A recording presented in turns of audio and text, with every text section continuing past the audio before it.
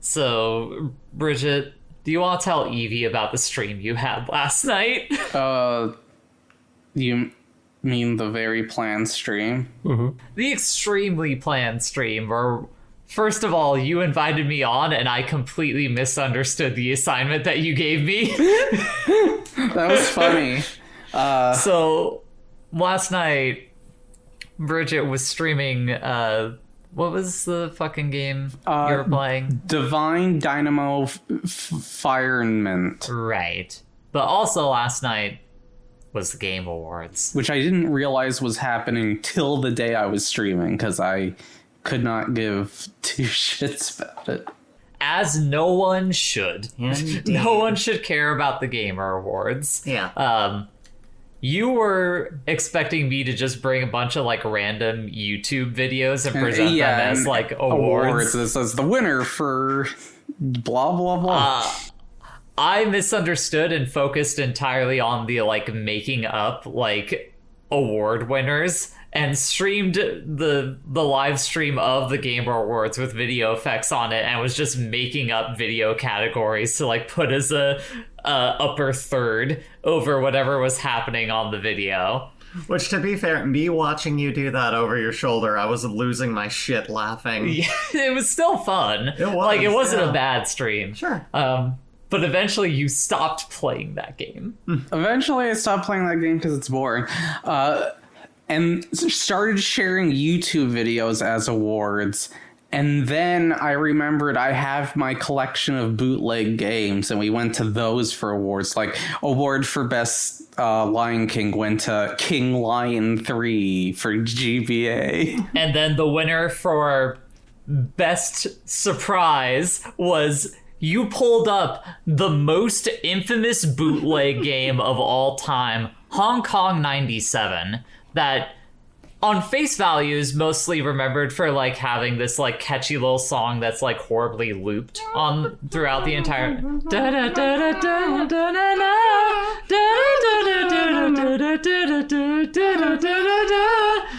However, the other catch to that game is when you get a game over, a picture of a dead body flashes on the screen. An actual dead body? Like, actual dead body flashes on the screen. Somehow, Bridget did not know this. So it's the detail I always forget, too. I'm hooting and hollering because I'm like, oh yeah, Hong Kong 97, because I'm a fucking sicko. Yeah. Yeah, and I'm like, she's not warning me at all that this could... Because I was just too flabbergasted by the fact that you brought on Hong Kong 97, because I... also always just think of the song. I'm like, yeah, that song jams. And then you get the first game over and you're like, oh God, that's bad. No. Somehow worse than the multiple times I've shown nudity on this. See, and this is something about having us on, because I was on, I believe, for the one you did where you ended up showing Ryoko booby. Yes. Yeah. Yes. I was like, there's about to be tits. So I was just gonna ask, I'm guessing that that apparently Hong Kong 97 didn't get caught by Twitch? No, I mean, the VOD was deleted off of Twitch, but okay. I still need to upload the censored version to YouTube. By the way, you're completely missing out that, like, beforehand, I accidentally showed, like, the planes crashing into the Twin Towers twice. Everyone's seen that. That's called being a streamer. That's the fucked up thing about, like, desensitization in United States is, like, everyone on this call has seen, like, footage of the Twin Towers. Specifically, this is the GBA, the Game Boy Color game Terrible 9/11, which is a bootleg of Metal Slug. Yep. But, like, what I was trying to get across is, like, people are desensitized. Well, a lot of people are desensitized to 9/11 footage. Yeah. Unless it's, like, people actually, like, running through the streets. Like, if it's just the planes hitting the towers, people can see that and be fine. I was making YouTube However, music videos a dead of it. body, a dead body is different. Yeah. We're not closing up on the bodies that hit the pavement. We're just going. Yeah, that sure was the biggest surprise of the Game Awards, which happened last night. Which, by the way, Game of the Year winner Astrobot has now added Gex to the game. They have righted a wrong and added Gex and Croc and Rayman. I won't shake my head. You know what? I take back my shaking of the head on Rayman. Rayman's like, okay. But Gex and Croc is fine. Adding Gex to the game should have led to them rescinding the Game of the Year award that they gave. We're sorry. Jeff Keighley is immediately putting out an apology video to the rest of the nominees, being like, we're sorry. We didn't realize that the war criminal Gex was included in the Game of the Year winner, and thus Game of the Year is going to Black Myth Wukong. We're giving you the award after we took it back from Ogden Warnstrom after we realized he was a jackass. Well, the Game Awards only has one actual war criminal that appeared.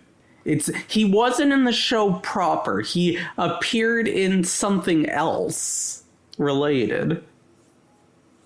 However, before we you can ponder who the real war criminal is in a second. Because this is put it on the list. What reviews connected? Well, no. Oh.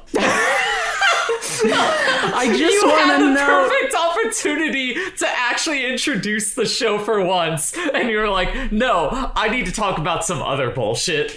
I just want to know. I skimmed through Remap watching, whatever, so I could actually see what was happening, yada, yada. I did not realize, because there was, I wasn't paying attention to the little square of a chopped and screwed video that was on my stream, but they had two Muppets on there, and I didn't realize watching those Muppets, they are clearly Jeff Keighley does not know what they're saying. He, as time goes on, he's very visibly upset at those Muppets calling him a moron. So wait, was this the large industrial big award show version of saying, hey, do a roast for me for my birthday, and then throwing a pissy fit when everyone makes fun of you? I think it basically kind of evened out that way. Just not understanding their entire bit. Believing the kayfabe that Jeff Keighley was actually mad, and it wasn't just part of the bit. But that's he really can't funny do if he bits didn't is the know. thing, so it's very... Oh, man. The only reason I know it's not a bit is because he's okay, the Muppets, everybody. Clearly affected. The God. two Muppets infamous for making fun of the show. They heckle. That's the thing that they do. What are their names again? Statler and Waldorf. Thank you. They announced Elden Ring co-op game thing that has Ceaseless or not the Centipede Demon and other weird... The Nameless King from DS3. Elden Ring has been co-opted. As long as it's reasonably priced, that's something I would love to play with my two friends. Oh, shucks. Because I know Bree won't play it. Yeah, I know I won't. That's why I didn't say 3. Your girlfriend, your friend who's a girl, and me sitting in the corner on my phone. Yeah. That's right. And Game too hard. Of course, new Okami, for some reason. More Onimusha for some reason. But that doesn't matter. That doesn't matter because they announced a brand new Virtual Fighter from ground up. The internet Oh, was okay. losing its I shit thought over I that. thought you were Like, gonna talk about the other thing, which is they're putting out a new Turok game. Oh no. Talk to Owen Y'all for are that. Y'all are forgetting the most Owen's important more of a thing here. Turok expert than I am. Wait. We have report from the field. One Brianna here giving us the most important thing. On the Switch, they're going to release a brand new Hello Kitty Paradise game where there's like it looks like they're mermaids. It looks great. It looks really cool. I can't wait to play the new Hello Kitty game. That shit's gonna rip. I'm gonna do like an 8-hour stream. Was of that actually announced at the Game Awards? I think so. Okay. I don't know. I wasn't watching. It's the Game Awards. Who fucking cares? I just saw that the game's coming out, and I'm like, fuck yeah. What reviews connected by cast or crew, deciding the next film, that's the gist. Put it on the list. Anyways, you see, the war criminal is tied up in Virtual Fighter. Are you talking about the member of the Saudi royal family who showed up in the Virtua Fighter presentation? Yes. Okay, yeah. Wait, what? Yes, that's what I'm talking about. Yep. Mm-hmm. Yeah, during the Virtua Fighter stuff, they had just like a panel of people talking about, yeah, Virtua Fighter, that's great. And one of them was like a member of the Saudi royal family because they're all up in esports or whatever. Yeah, as the lead Saudi esports. You know, I'm considering some of the things that have happened around the Saudis. I'm gonna just not say anything. Okay. I don't need to make any comments about blood money. Aside from just acknowledging Hi, everybody. that it is, in fact, Welcome blood to money. Put It On the Hi, List. everyone. Welcome to Put It On the List. My name is Whoa, Jay. My name is Bridget. Jay. Talking My about name blood is money, Bree. I'm Evie. And lastly, I'm Bridget. I also watched Call of the Night. oh, that's fantastic. Before we talk about Call of the Night, let me talk about the concept of this podcast. We are a queer movie discussion podcast where we talk about movies every other week, with the gimmick being that each movie we have in the discussion has to be connected to the previous one by either cast or crew. Bridget, tell me about Call of the Night. Even though you've already told me about Call of the Night. Tell me about Call of the Night in the facade of the podcast. You know, what is up with Call of the Night is a very weird show about vampires and a main character who basically quits school because school is literally just stagnating them. They don't feel alive when it's daytime. And they love nighttime because it feels like the world is free. There are no people driving that much. You can kind of play in the road, at least where that's in the urban environment where this character lives. So they love the nightlife. Do they love to boogie? They love to boogie, yes. They love to boogie. This sounds great. This sounds right up my alley. And through... Well, wait until you hear the catch, because this is the part where it's Kill really people, going to burn be up shit, your fuck alley. school. Sorry, go ahead. He meets a vampire, and she sucks his blood, and his blood is unusually tasty. Sure it is. And he says, "How come I'm not a vampire? You sucked my blood." And she's like, "Well, you only become a vampire if you are in love with the person who sucked your blood." And so you learn later that other vampires sometimes just kind of use hypnosis or more underhanded ways to try to make thralls.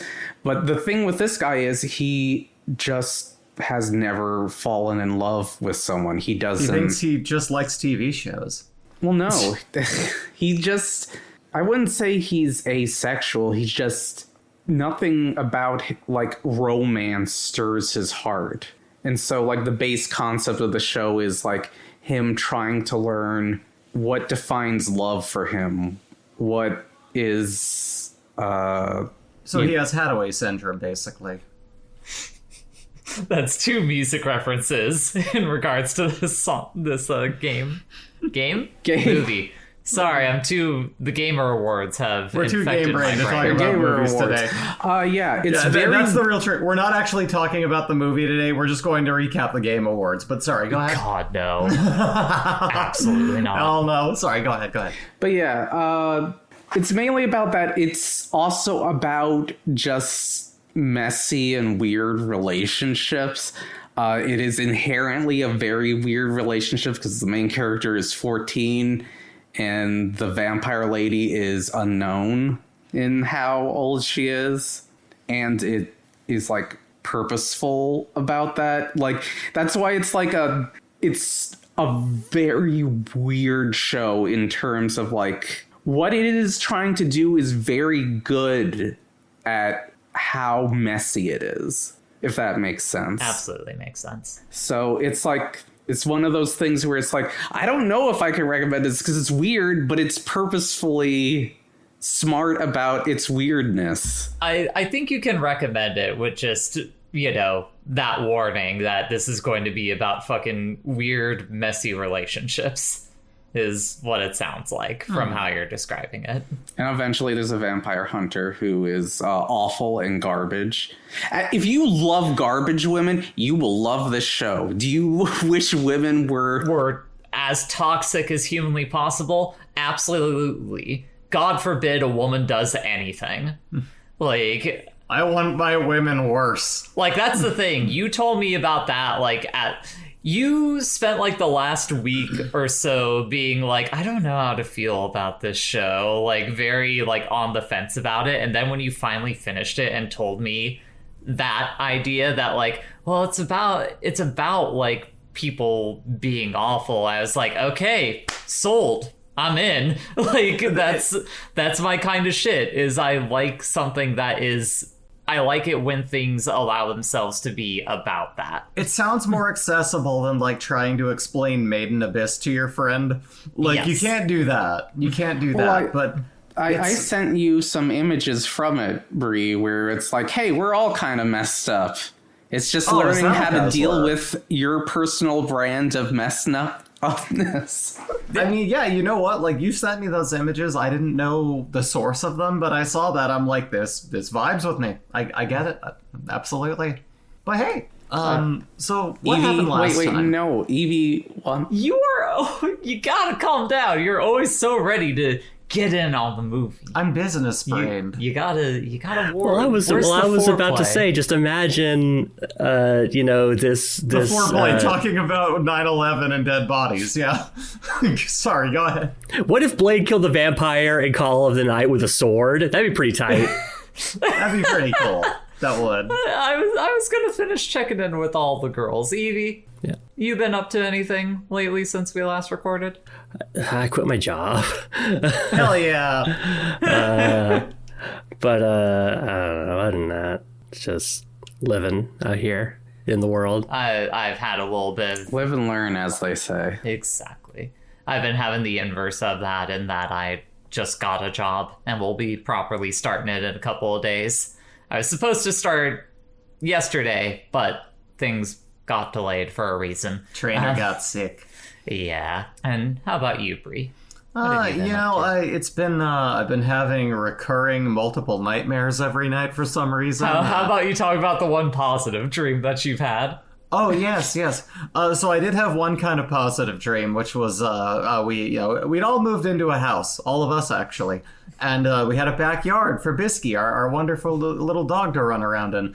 And at one point, the fence came down on our backyard, and she ran into the other yard and started chasing a dog around. And we're like, no, Bisky, no, you're misbehaving. And then she started like kind of jumping onto them, and we're like, no, Bisky, cut it out. And then Bisky ran off, and then came back like a couple minutes later with a large green land moving, like an earth mover machine. Like, I don't know what the exact bulldozer-esque thing that she came in with was, but it also had on the back like a large like prying thing that just like clawed onto grabbing this like, like extending roof from the other house that they used for shade and like ripped it off slowly. We're like, no, Bisky, don't do that. But first I want you to picture a cute little doggo like driving this giant tractor, like look at her chops, looking normal, like And we're just like, no, come on, you're misbehaving. Cut it out. You're acting crazy. And then she just rips this fucking thing off with the machine, starts trying to stab at the ground and hit this dog with the roof. And we're like, Visky, you shouldn't be driving. A very Toons is the driving cat type of situation. Is Bisky forklift certified? I think she was shaking hands with danger. That's the thing that we ended up discovering, is that what probably happened is Shake Hands with Danger, the old like construction site safety video, like had bled itself into your dreams. Yeah. Several people on stream pointed that out, and I was like, yeah. Shake hands with danger. Yeah, that's where that came from. And so I'm like, shit. All right. But that was funny, at least. I need to watch more safety videos of people getting hurt so I can stop having nightmares, you know? You just gotta make sure you find the ones that don't have as much, like, just violent gore. Yeah, in the same way that those old videos I don't want blood on the pavement, but I want, like, you know... There's a game for you. Why aren't they wearing their glasses? It's called Kids on the Site. You should play it. I was just thinking of that. Oh, no. That game is good. I don't care what you say. That game's good. Kids on the street. Beat kids. What's your argument for this game being good? Fuck talking about Blade. Sell me on Kids on the Site. I don't know, it's just a goofy game about... It gives you that Bill Nye the Science Guy feel in a good way. Does it?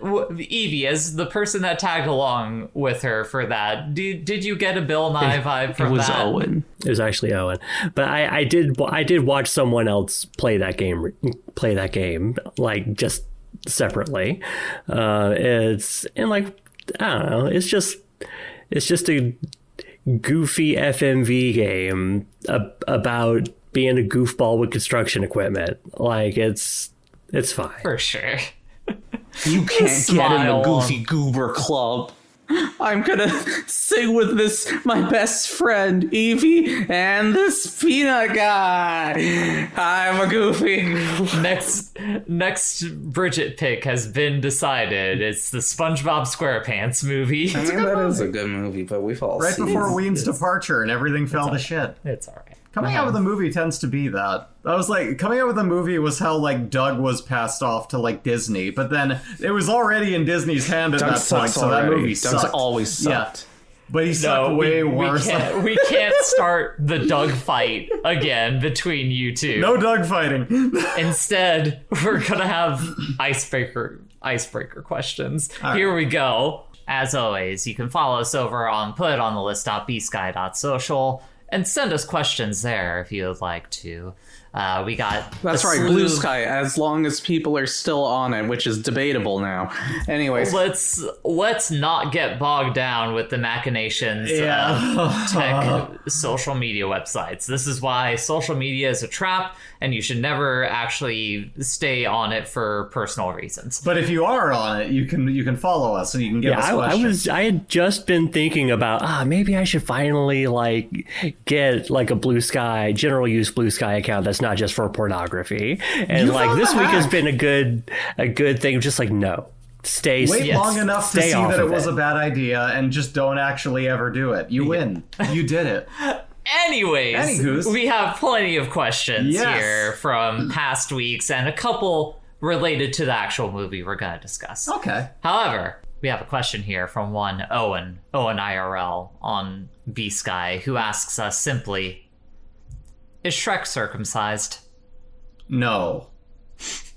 When would he have had it done, with what resources, in that time of, like, you know, that storybookish time before there was a lot of, like, operations done, and, like, well, why would they do that initially? Like, he lives in mud, and he's probably got very muddy, like, you know, bog smegma. But I think the fact that he lives in a bog might necessitate having to get a circumcision, though, because if you really consider it, like, you let that shit like fester in there, you're gonna give yourself like fucking diseases and shit. Like, he's that's an gonna ogre. Be a bad he time. looks like he's made of disease. He doesn't look that bad. Like, for an ogre, Shrek looks fine. He does take mud he's a little baths, too smooth. So there's no way he's like that's him cleaning. maintaining any level of actual hygiene. Yeah. But that's what I'm saying, Who though. would It's like the operation. They got like fucking wizards and shit. Like Merlin is a character that exists. Is that how they did surgery? Yeah. Zippity zoo, no hoodie for you. Yeah, like consider it. You got magic. You could just do magic circumcisions. I just like don't a wizard feel like... just like painlessly like flicks a wand at your cock and suddenly your foreskin is gone. J.K. Rowling provides another errata for the Harry Potter world. I don't feel like enough people cared or considered that an option or an idea. What is it? Banish me poopums? What do you mean? You know, Bree, are you telling me you do not know that all the wizards in Harry Potter vanish their poop? Yeah, they J.K. I don't care Rowling about Harry Potter. I don't know what the fuck happens in that. What do you mean? J.K. Rowling was just like, wizards used to just like shit were lays, like they were just like European royalty. J.K. Rowling Wizards? is a bathroom pervert, so she's like, let's just invent bathrooms for no reason. Wait. Wizards were basically doing the equivalent of like what they occasionally catch on like camera in like retail stores where someone will shit their pants and just shake the turd out of their pant leg. Yeah, except that they just like vanish it away. Oh my god. Oh, that sucks. That sucks. Oh my god. And that was the podcast, everyone. Thank you for listening to Put It On the List. Well, you know, in Versailles, back in the day, you know, people were rich and stuff, and they were like, well, we're rich and cool, so we don't need to use bathrooms. We can just shit where we stand. That was Cops still do it. Cops let fucking horses shit everywhere when they ride them around. I mean, the cops are not shitting. There were horse Hold cops. on, There were horse cops in my hometown, right? And they would on like main city streets, and like this back when I lived around like Tempe, they would just let their horses take giant fucking car-sized shits and walk off. And it's like, dude, you write people tickets for their dog shitting. What do you mean? Like, you can't just do that. You know, I was gonna get into the hygiene of like medieval royalty, talking about like, no, that's why they had like wigs and shit. Shrek because isn't their hair was, circumcised. they let their hair get fucking disgusting. So they That's would also just why like they had perfume. That is why perfume was invented. It's so that the kings didn't smell like rot. Yeah, I imagine he wears whatever gross scent that he likes to, you know, smell the way he wants to, but he's got a lot of muddy bog smegma under his hoodie. Shrek wasn't royalty up front though. He was just some fucking ogre in the swamp. Yeah, so who in, like, working class, like, olden times had a fucking, like, circumcision? I don't know. This wasn't happening. It's a fantasy world with ogres. It's not based in reality. I don't fucking That's care, the whole though. point of the question. Going off everything else to do with it, I don't think, what, is there a backlog of ogres getting those done in any story? I don't know. I just don't see it. I don't even think it's on anyone's mind in that universe. Well, apparently it's on Owen's mind. Well, Owen doesn't exist in that universe. He exists in the real world, and he asked us a question, entrusting us with our knowledge of film. And I really think that he just I don't think this was... Jay, it would match his ears. It's the three... Wait. According to this, If it's cold out, and No, it's, like, wait. wrapped over it looks like another horn. So according he's to got a this, three for the going on. It's Egyptians balanced. are one of the first people to circumcise normally. Okay, and was there any influence from the Egyptians on ye olden England when it came to their medical procedures? I don't know. When did there the was a UK lot of- start cutting the hoodies off of I mean, there was penises? Caesar. Did he get one? Probably. I don't know. Well, Do Romans circumcise? Back in the day? Do you want to circumcise that for $1 extra? I mean... I don't even know how to approach this conversation anymore. Hey, Jay, what's the next question? Like, just the asking of, like, did Egypt have any influence on, like, the rest of the developing world is one of those questions where it's like, yeah? Yes. I don't You know. know about papyrus? Jay, I went to the slow version of a fucking, what do you even call those schools? Like, Okay. I'll public make the answer school- short. Yes. Cool. All right. So when did they start doing circumcisions in different areas of the world? Because they said, man, those pyramid people are cool. What was it? Okay. When? I'm trying to base this off of genuine world knowledge, and no one seems to have anything to say. Here's the other thing. Evie, Bridget, neither of you have answered. What do you think? Do you think Shrek is circumcised? No. Oh. We have a neutral party on the matter, just like maybe. He could be. I know we got 2 no's, which is a failing grade, and 2 maybes, so like that, yeah. We don't know. Oh my gosh. Hey Jay, what's the next question? What is the next question? Let me look through these and see which one of these I'm wanting to Here's one from Cybird. Major change of pace. Okay. Who asks, have you ever discovered that you enjoyed something in the past that you have no memory of? And the example that they line up is, I recently discovered some mix CDs from my middle school days that had Panic at the Disco on them, but I have no memory of even liking that We've band. answered this question. I don't think we did. I mean, I remember I brought up the Baha Men. Does it sound like... Do y'all recognize this question? I don't think so. I don't remember this question. Am I just developing like a false fucking memory? Yeah, you're getting Mandela affected by yourself. Fuck, I feel like we talked about it because I went on a thing talking about like I was probably like 10 or like a kid and someone probably like gave it to me because they're like, you probably like this, or maybe I heard the song and then I was talking about and I didn't know that it was about like ugly women in the club, and then like one of you corrected me and said no, it's actually about body positivity. Oh, we were like we were just chatting when that conversation happened. Yeah. Yeah. That was just casual conversation. I was playing Diablo as we were talking about that. Well, that's my answer. Yeah, I was gonna say we got Bree's answer. Evie, do you have one? Because I don't think I do. It's tough because if I don't remember it, how would I know about it? But let me think for a second. I guess like it's something that you would have come across that you go, why do I have it? Bridget, do you have any thoughts on this? She has no thoughts on this.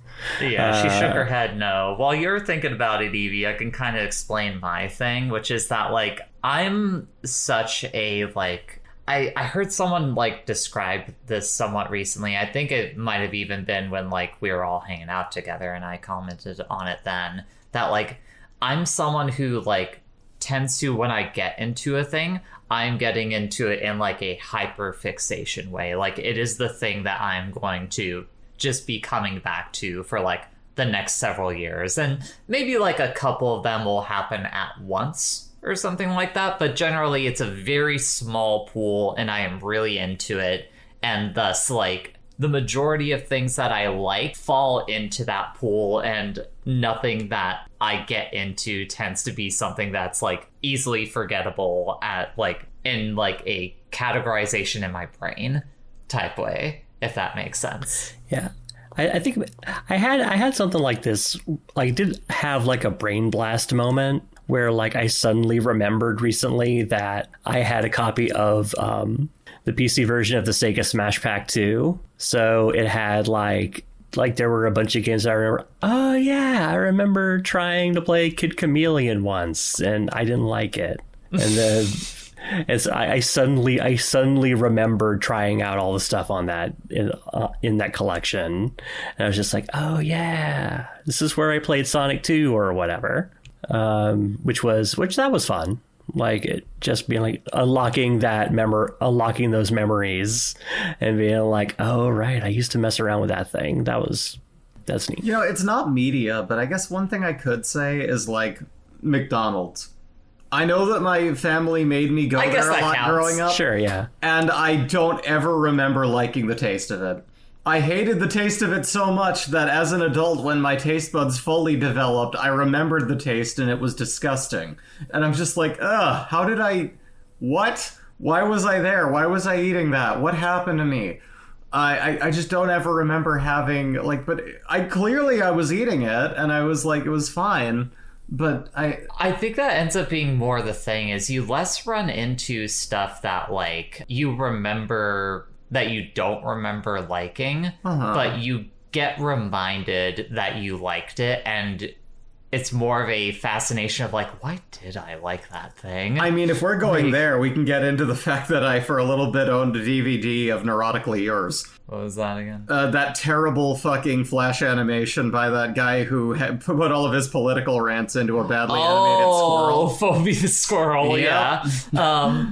But no, yeah, I feel like that ends up being the thing, is like you get reminded of it, but it never really left your brain. Like you remember enjoying it, but then there's the shame. Not even necessarily shame, but just like a cultural reevaluation you have within yourself where you're like, why did I like that thing? Like, yeah. There were some websites for all of us, you know, it's there like were some things. Me and Evie are we're watching Shiki, and I'm realizing upon rewatching it that I definitely have cooled a little on some of the aspects of it after so many years.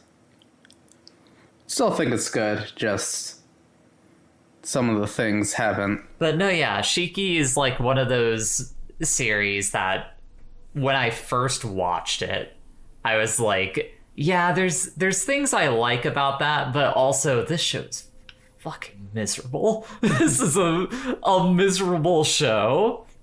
Talking about something that would have been better if Blade were in it. Like... Just talk about all the vampire media that would be improved by the inclusion of Blade. God, Blade would take care of that shit. Like, it would be donezo. Not wasting my time torturing the vampiric husk that was my wife just to see what happens with them when I do these things. What a series. So, we got a couple more questions, but these questions are related to the movie that we're going to watch directly. So, one of them I'm going to just drop before we talk about the movie proper, and the other one I think I'll bring up mid-conversation. So, Owen asked in response to my Blade prompt, have you ever had a boss you hated so much that if they asked you to open your eyes, you'd keep them closed and force them to use awful early 2000 CGI instead? Which is one of the most obtuse questions I think I have ever been asked in my life. I think I get what he's trying to say. I think he's saying you have a boss you hate so much that you would rather look at the world through like the lens of bad 2000 CGI than anything else. And what I took from it was... Yeah. Yes, I have. What I took from it was the idea that like your boss is filming you and you're forcing them to CG in your eyes. But like, the sleeper agents have been awakened today. I don't know what he means. Is this is he referencing Steven Dorff? Like, are those eyes that he's using in that moment like CGI, like the weird like blood eyes towards the end, or is that like just a contact lens? This might be a thing where like there might be a story where like one of the actors refused to open their eyes or something, and then like they had to CG in some eyes. We might just be missing that lore, possibly. No, yeah, like I don't. At the very least, there was not a moment in the movie that immediately stood out to me in that sense. So, Owen, please, whenever you listen to this episode, add us on Blue Sky and let us know what part you're talking about, because we were none the wiser to it during the film. In Blade Trinity, Wesley Snipes had difficulties with the production team, and at one point was even unwilling to open his eyes for the camera, leading to this morgue scene where they had to CGI open his eyes for him. Wow, that's awesome. I was right on my read. Good job. And absolutely I would. Pretty much all the bosses I've ever had can suck me off from the back. Not as extreme as that, but I have had a boss in the past that I definitely feel that way about. Are you gonna send the image of it? Let's see the screenshot of this. You might have to open the link to see the gif of the eyes opening up. Oh, it's that fucking gif. Okay, Wait, I know. Let's see that. Yeah, it's not gonna. No, we're gonna no. have to open. We're gonna have to go onto Reddit. No. Unfortunately. Oh, that's funny. Oh, when did that happen? I missed that. No, No, that's, that's in in Blade, Blade Trinity. Trinity. Yeah, the third okay. one. Yeah. I was gonna say, what the fuck, man? Anyways, All right. Well, if you couldn't have guessed it, this week we're talking about the Wesley Snipes At least we feature understand film. Owen's joke. Yes. Yeah. Yes. Yes. Thank you, Owen. Sorry we are so dense that we did not know about that. good joke. Beautiful handwriting. Evie, this week you blessed us with the film Blade. Run us through a cursory summary of Blade, starring Wesley Snipes. Yeah. So, I mean, like it's Blade. Like I suppose if you're like if you're on the younger end of things, you may not know that in the late '90s, before your Spider-Mans happened, Blade was like an early example of the successful Marvel film, which actually that's diminishing it a bit, because I think it is just like a supreme example of like good late 90s action filmography. It follows the exploits of Blade, played by Wesley Snipes, who is a vampire hunter and is himself half vampire. He's a Dompier. Yeah, he's a Dompier. Similar to Vampire Hunter D. Yeah. Or, your Alucard, or... Well, Alucard is full vampire. He's not a... No, I thought he was a Dampier. I think we're confusing what Bridget is talking about, which is Alucard from Hellsing versus actual, like... Oh, Castlevania from- Alucard. Yeah, Castlevania Alucard is a Dampier. Basically, like, following his exploits as he fights against the forces of vampiredom within his city, which is, it's never explicitly said what city they're in.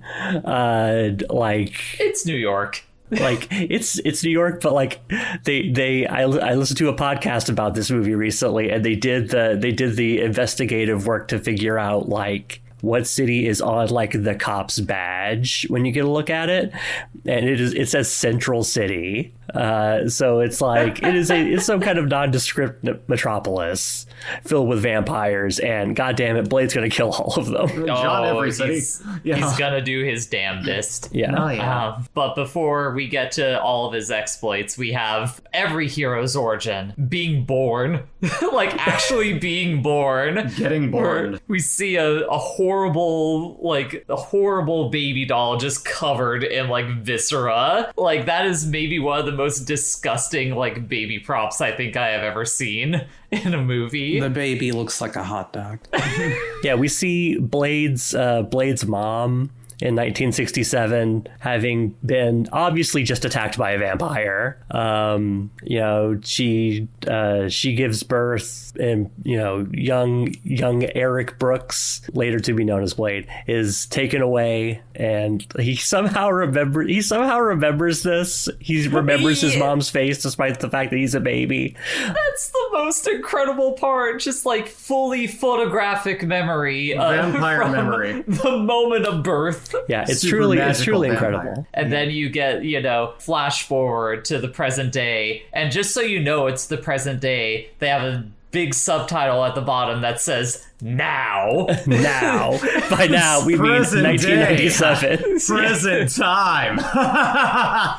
And, we are sitting driver's side with a lady taking some guy to what appears to be a normal everyday rave, held in the back of a butcher shop in a fucking meat locker. Where all good raves are held. Yeah, and this lady is to, add to the 90s-ness of this movie is Tracy Lords, who is like a popular like softcore pornography actor at the time. Is that lady Tracy Lords? I believe thought so. Oh, she gets like top billing if it's that lady, because I thought Tracy Lords plays like the blonde. No, that's some other lady. That's wild. Yeah. Like, how much did they have to pay out Tracy Lords? Like, in order, like, what was the contract signing she had to do to appear in that movie for like 5 minutes and still be like third billed to Wesley Snipes? Now that you've got me, like, you called me on it, I want to double check it. Like, I don't think that woman is Tracy Lords. Nope. Yeah, Tracy Lords as Raquel, a seductive vampire who leads a man to the blood rave. God damn, Tracy Lords, you have a hell of a like agent to have gotten like third billing to Wesley Snipes and Steven Dorff, despite only being in the movie for 3 minutes, effectively. Like, she's barely in that movie. Well done. But yeah, like it is like a great opening. It's a great intro because like this hapless doofus is led into this like, you know, meat packing plant, and then like to a weird rave in a meat packing plant, and then can I briefly talk about the guy who's like the bouncer outside of the meat locker, who looks like the most vampire ass like buff vampire dude that you could ever see? He's got like the jawline of a Dracula. He is one of many people in this film who looks like they are attending a Vampire the Masquerade LARP.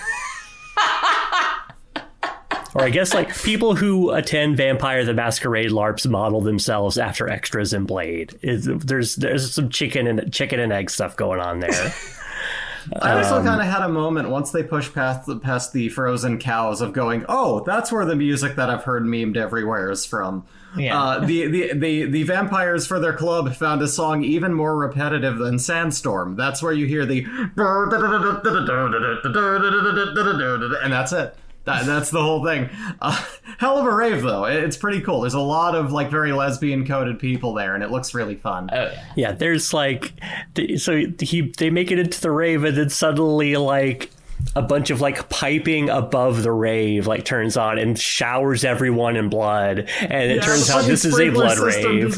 Yes. Yeah. I gotta say, like, first of all, The Matrix may have come out first. Like before this film did, and you could definitely see influences of The Matrix on this movie, but Blade at the very least beat The Matrix as a series in iconic like rave scenes. Yeah.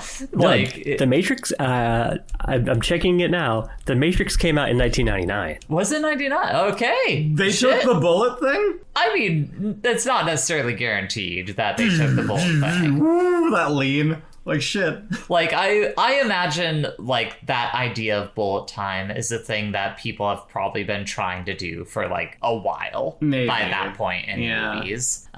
So this is the point where I want to bring up the second question that we got. Okay. And this one was from Dusty Stars on Blue Sky, who asks, so despite the MCU being the dominant cultural force in Hollywood for over a decade, they never made a new Blade movie after the first 3. Why do you think this is? Does Wesley Snipes just so thoroughly own the character that you can't do it without him? And at least for me, the answer to the first part is like, you can't, in the current like climate of like Hollywood films, especially Cape Hollywood films that we live in, you just can't make something like Blade, like, at all. You couldn't make Blade anymore. Like, it's more just, like, it owes that to the fact that, like, most studios are afraid to make that kind of, like, bombast and spectacle movie that is rated R. Yeah, like, that's fair. You have to, if you are dumping that much money into a film like that,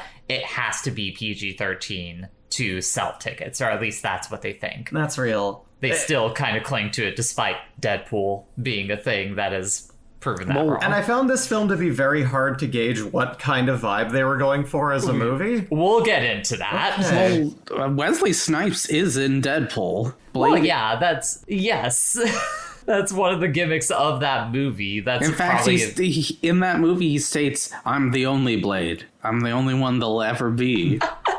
They're not allowed to use that property on anyone else. They'll be like, where's Wesley Snipes? He says that in the movie. Like, and then he goes on to spread out his manifesto of why he'll never do the Blade movies with them again, and he'll hold on to that property.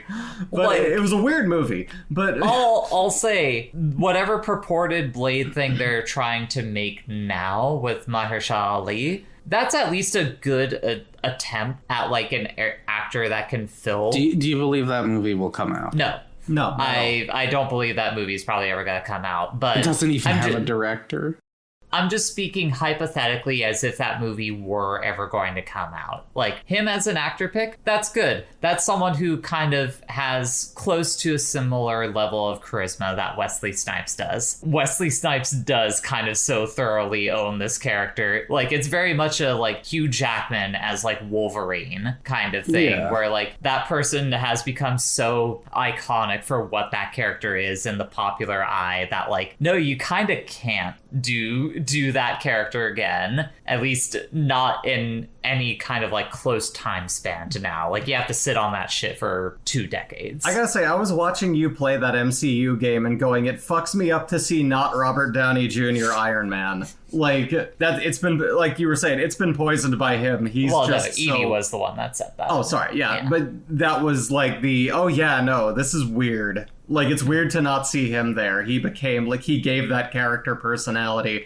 This man is milker than toast. Well, like, Evie, you can speak to it better than I can, trying to like accentuate your point, but like say, like, just for the sake of this conversation, repeat the thing that you've talked to me about with Robert Downey Jr. This has to do with the game Marvel's Midnight Suns, which is a game that has a lot of Marvel characters in it, and like a lot of those characters are modeled after their MCU counterparts. And in particular, like, Iron Man in that movie is very clearly written to be like a Robert Downey Jr. type. There's something to be said about how Robert Downey Jr.'s him being in that role was so successful that it warped the character around him. After, you know, the original Iron Man came out and as the MCU kind of exploded, that character in the comics kind of became more like how Robert Downey Jr. portrayed him. Like, there was always like a little bit of that there, but like you could definitely tell when they're trying to give him a little bit of that, like the RDJ flavor,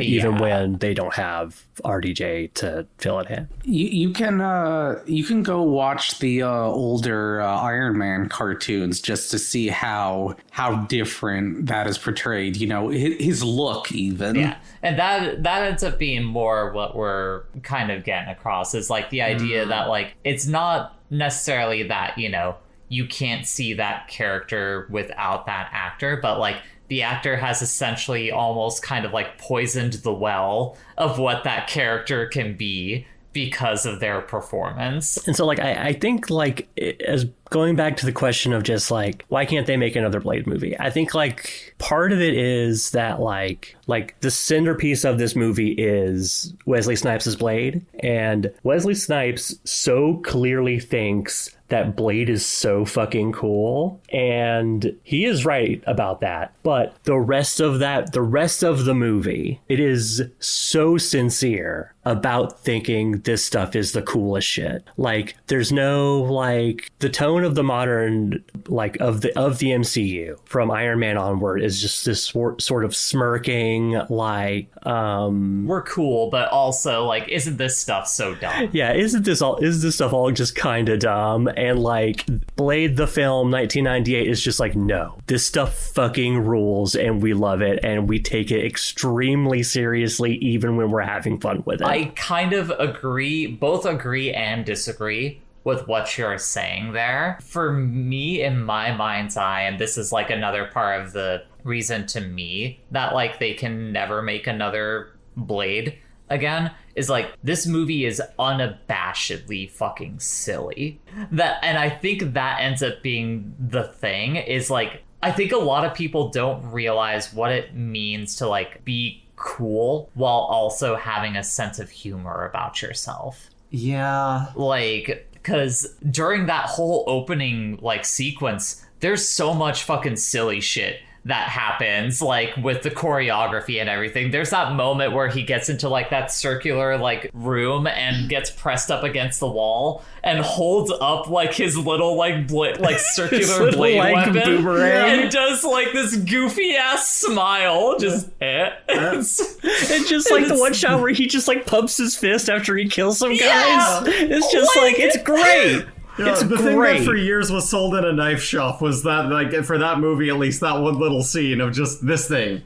and that ends Ninja Star. Boom. that ends up being the thing about it is like it's fucking silly, but like this character thinks that they are the coolest fucking thing ever. Much of this like movie- that's what makes it work is like Blade holding that up like that and smiling is like, no, yeah, I fucking gotcha. Yeah. And he does it. Much of this movie is drenched in comedic irony and corniness that it's like, I never know if it's supposed to be a comedy or if it's trying to be taken seriously, or if it's just failing to, as you say, be this, like, you know, be badass, but also be able to wink at itself and just being a little weird with that. We'll talk more about the direction as we get into some of the scenes, I know. I have more specific examples. But, like, this movie was directed like shit. I'm just gonna say it. Like, the pacing is bad, the direction is confusing as fuck, and it's not even in a way so consistently weird that it seems to hold together. I don't think it was directed bad. I think it was possibly edited bad at parts. But again, we could get into that a bit more later because It's worth noting that like the director for this film later went on to make the League of Extraordinary Gentlemen movie. Which is like there were two movies that I thought about rewatching in conjunction with this to have like an additional like kind of perspective on it. One of them was the League of Extraordinary Gentlemen movie, and the second one was the documentary Enron, the Smartest Guys in the Room, which we will get to later. The thing that like you can look at Blade and say, okay, this works, and look at the League of Extraordinary Gentlemen and say, okay, this doesn't. And like Blade works because you have Wesley Snipes there just being like an anchor for the whole thing. Like, and it's got all this other stuff that sort of like builds it out and sort of like fleshes it out and makes it kind of a more like a cohesive experience. That is like nominally directed by this guy. And then like as soon as you take all of that out and like it's this other guy doing a different superhero thing, it all falls apart because like no one in the film The League of Extraordinary Gentlemen has the force of personality to kind of hold it all together. It's me, Sean Connery. I'm here to be a force of personality. I'm here to collect a check. And I guess my one last point, kind of like talking about the question that Dusty gave us, which is that like I think most studios are just afraid to do like those serious R-rated like cape movies because so many of them are like bad movies. Like they can't figure out how to like make one of those things good. Like you look at like fucking like Craven. Like that movie is R-rated. Was Morbius R-rated or was that just PG-13? I can't remember. But like you have these things that like try to be dark, but they just fail spectacularly. And it's the real reason is because they hire directors that like are ostensibly like the studio system tries to bring in directors who have vision.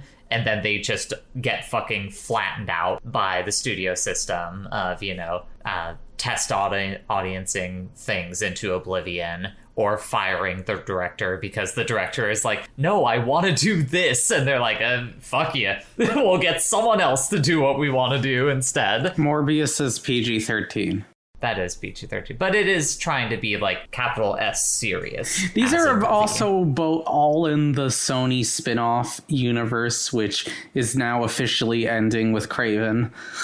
So sure, but then you also look at like the Justice League movie, like the movies that try to be like darker and serious, which ostensibly like Blade, just given its content, would have to be a darker film. They would have to go that route, and they just don't know how to do that. Well, yeah.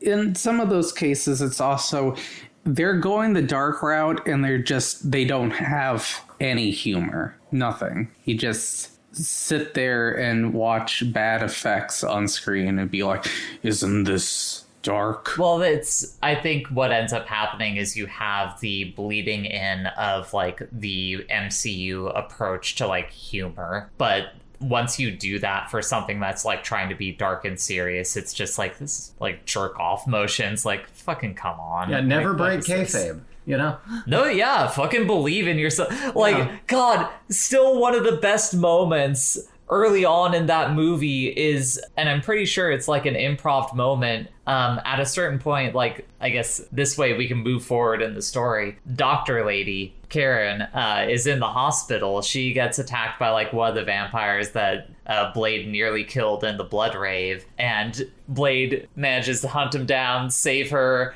and the cops show up and start like shooting at Blade with guns, and he just turns to them like, motherfucker, are you out of your mind? And like, that's perfect. That is how you add levity to something like that. You have the superhero be like, are you fucking kidding me, man? Yeah. Like, you're really gonna do this shit? Like, that was a great scene. I loved that. Yeah, and then he fucking throws her out a window. I love the green screening you can see on that. The CGI in this movie. It is so late 90s. This movie is very... The special effects in this movie are truly special. Yeah. Congratulations on your new copy of Myst. Oh my lord. And the guy who attacks the doctor is Quinn, who we later learn is like the underling of like Deacon Frost, like the big bad vampire. And Quinn is secretly one of the best parts of this movie because he's like great. He just like holds the whole thing together. He's like a shitty bad guy vampire who shows up and gets owned constantly. He's the guy that you're waiting for to finally die. Yeah. Like, he's a piece of shit from the beginning and he keeps barely getting away, and you're like, he's gonna get it and it's gonna rule when he ends up getting it. Like, that's a thing that I will give this movie credit for in its like pacing, is I feel like it does a good job of doing a lot of like setup of ideas like early on in the movie that don't pay off until like the very end, or continue to pay off in different ways. Like the mace scene where like Blade takes like Dr. Lady back to her apartment. Some cop like breaks in, and at first she's like, oh, he's just a cop. And they're like, oh, no, fuck you, you're a familiar for a vampire. And she like sprays him with like a can of like garlic mace, thinking he's a vampire, but he's not. So he's just like, that shit don't work on me. Here's the thing though, wasn't the mix of mace that he gave her was like silver nitrate and garlic. Silver nitrate and garlic. I'm sorry, but if that gets in your eye, you're fucked. Like that, it's still gonna suck. That's still gonna really fucking suck. But like they have that like little tease of like, oh, something's gonna happen. She uses it, doesn't work. It's not until the very end that she uses it on someone and the person's head explodes. Their head explodes. It's great. So you have great. it with like Blade's sword. Cool sword is like one of the few notes that I have for this movie, is just cool extremely sword. Cool sword. All-timer sword that has a defense mechanism. Has some booby trap on it. Yeah, it just chops your fingies off if you're a vampire. Like, not just your vampire, it's nice. If you're human, that would explode your hand. But it's not supposed to go off unless you're a vampire, is the thing, right? I thought. Well, anyone who's not Blade that tries to use that sword is going to have their hands. No, you need to know that it's a defense. It'll just do it. Yeah. Okay. And that one like pays off like multiple times. Anytime you see someone who is not Blade grab it, you're like, ooh, oh yeah. Even like towards the end of the movie, when like Deacon picks it up and he like turns off the booby trap, he's like, I know your tricks, Blade. So yeah, like that's at the very least on a first watch, that is something that like kind of helps out with the pacing, is it does enough of those like little like setups and payoffs that like you're pulled along, even if you don't think it's like the greatest movie ever. You're like, Yeah, this is fun. That's a different movie. podcast. I guess that everything between all of these, like, really intense and really badly animated fight scenes, are like, there are a lot of little punchy things that I loved in this film, but I found myself drifting off trying to watch it. It was like, the pacing just didn't work for me. I think it's a fair statement. I could talk about it a little bit more once we get towards the end, but like, it's, for me, like, my biggest like knocks against this movie are the pacing and like the back half of it and like some of the edits. Little freaks. We need more freaks. I knew I wanted to get to this film. There's one freak in the movie, but they are not a little freak. Yeah, I knew I wanted to get to this film at some point. About that. I already erased that from my head. Bree, what were you gonna say? I knew I wanted to get to this film at some point, and I think I expected it to be a lot cooler. And I think the reason was because you cleared up with me, Jay, that the second film is the one that is iconically loved by most film buffs. But I was like, oh yeah, Blade, let's finally watch Blade. And I was like, what the fuck is this? It was way goofier than way goofier than I imagined.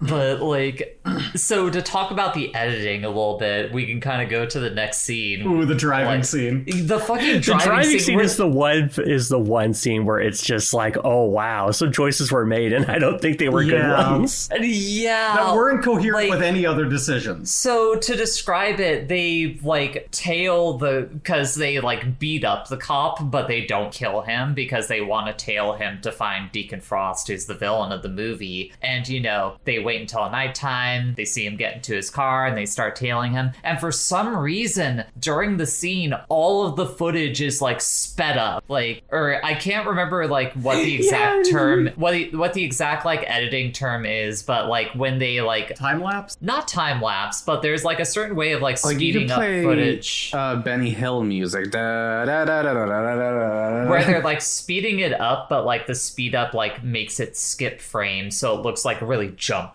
It's not just fast. That's true. It's one of those things that makes me wonder if like when they were initially filming this movie, they were maybe going to try to make it more like actual like serious, like try and make it almost like a noir movie or something to that effect. Sure. And it was more a natural discovery throughout like editing or getting further along the line in the direction of it that they're like, okay, no, but this is like really fucking silly. We need to make these choices to make it goofier at times, because you have the shot, like the head-on shot of Blade in the driver's seat, and you can just see like the green screen in the background of the car going nuts behind him, and then he takes a corner real quick, and then you just see a vampire fast eating out a person's neck like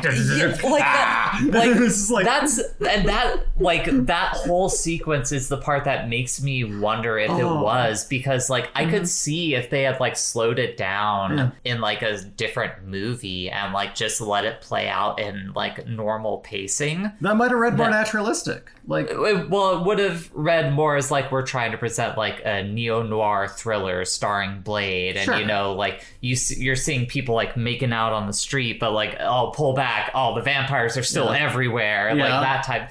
It's very weird. It's one of the weirdest choices. Yeah. And, and later on, like, we are going to talk about, there are many effects in this film that feels very, like, very, the time of Mortal Kombat, the time of, like, we have CG now and we don't know what to do with it yet. There are limitations, but you take all the royalties to use it anyway. And instead of asking if you should, you asked if you could. And you ended up with a lot of the things that happen in this film that are...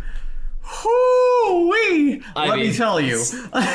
This film, more than any other, gave me the Mummy Scorpion King vibes, which is very specific vibes. For those who don't know, at the end of that movie, The Rock is revived as a bad CG Scorpion Man, and it is amazing and also looks terrible.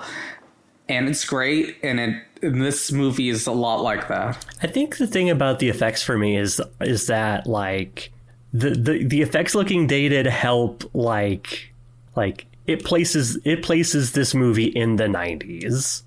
like in a way that I feel like it's part of it to me. So like even if it looks goofy, and nearly 30 years later, I think it is just part of the experience in my eyes. I can mostly agree with you on that. Like, there's only one instance of it for me that like kind of fully deflates that, because there's the scene where Deacon Frost like there's a power struggle amongst the like within the world of vampires. We'll get to what's up with the vampires and what they represent later. Yeah. But like Deacon kidnaps like one of the elder like purebloods and like leaves him to burn in the sun.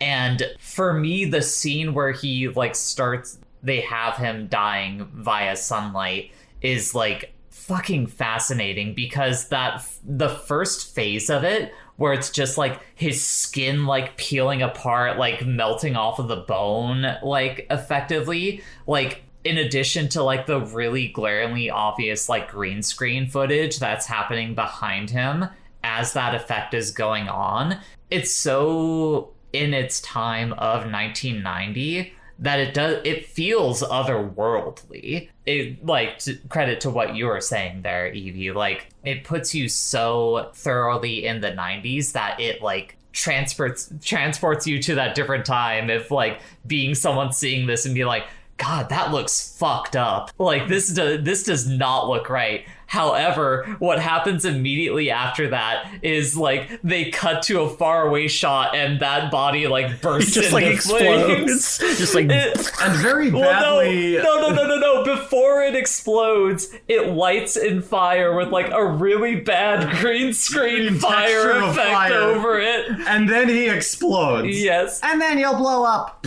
Like, so it's like that to me is like one of the only major instances of the CG in the movie where it's like, oh, that looked bad. Yeah. That just took me out of it. Yeah. But that's like my only like complaint I think about the CG.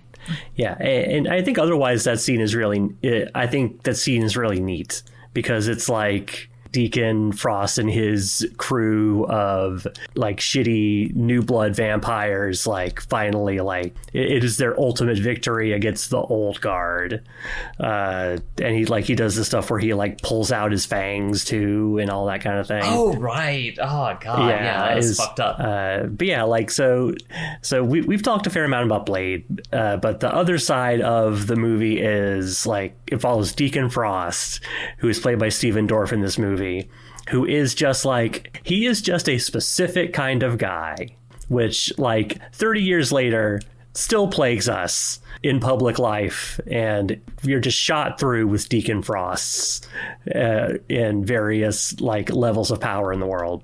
But like I think the interesting thing with the way that the vampires are positioned in this movie is like when we first see like the Vampire Council, it's a boardroom. Like they are basically just sitting in a boardroom. Like global is like the Soviet Union has fallen.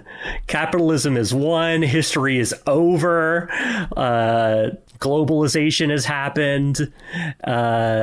The old blood, the pure bloods are like, we are basically positioned to continuously feed on humanity and like leverage our power indefinitely. And basically like the vampires are capitalists. Let's just get it out of the way. The vampires are capitalists. That's what's happening here. No having fun with your blood raves. We think that this is too risky. Like, who are you like, youngins to tell us what to do? Our old shitty way is great. We've defeated the communist menace. The free markets are open everywhere. And suddenly there's this new blood dickhead named Deacon Frost who's just like, but it's not enough though. Like it's just like he has like a worldview that's like anchored in resentment because like the purebloods treat him like shit because he's like a half-blood guy. He was turned instead of being born a vampire. We get a really interesting scene with him later in the movie where he's like talking directly to Blade, and like he's like, hey look, all these people out here, these are cattle. Like they are just blood for us to consume. And yeah, like, they're just our food. The ultra capitalists, basically. yeah, just like once you've like after, you know, once capitalism is like the only game in town in the 90s, and this is where the Enron stuff comes in. There's just like a strain of thought that, you know, begins pervading the capitalist class of just like, why not just put the fucking pedal down? Why not just like, you know, get close to the metal and view the entire world as something to be exploited in order to make us wealthier and more powerful? And that's how we got here. Yeah, like it's when the connection to Enron I was making is just like the sort of viewpoint that this guy has. Deacon Frost has that conversation with Blade, but he also later talks about the whole world's going to be vampires or whatever. Just like everyone you know is going to be a vampire. And it's just like these two ideas are obviously incongruous because like you can't turn everyone into a vampire because you need people around to eat. Is just like it is an extremely short-sighted view, like where it is just like it doesn't matter if it's short-sighted because it justifies whatever he's doing in that moment. It honestly reminded me so much during the late 90s. There was a wave of just like this is happening like throughout the last quarter of the 20th century, but like financialization swept through the economy. Basically turned as many things as possible into like financial instruments that just existed to create imaginary value that can be like cashed out at some point. And Enron is like the textbook example of that, where they started as like as like a regular like gas and energy company, and then they, as like I believe it's like the Texas oil market began to open up, they started to like financialize and turn that stuff into abstract like financial instruments. And then like as that was successful and made them a bunch of money, they just like continually tried to find new markets to do that in, including like towards the end, they tried to create a market for broadband futures, despite that being something that doesn't make any fucking sense. And basically like doing that allowed like also opened the door for them to do a bunch of sketchy like accounting shit, which caused like the actual scandal in the early 2000s, and like that whole thing just like exploded.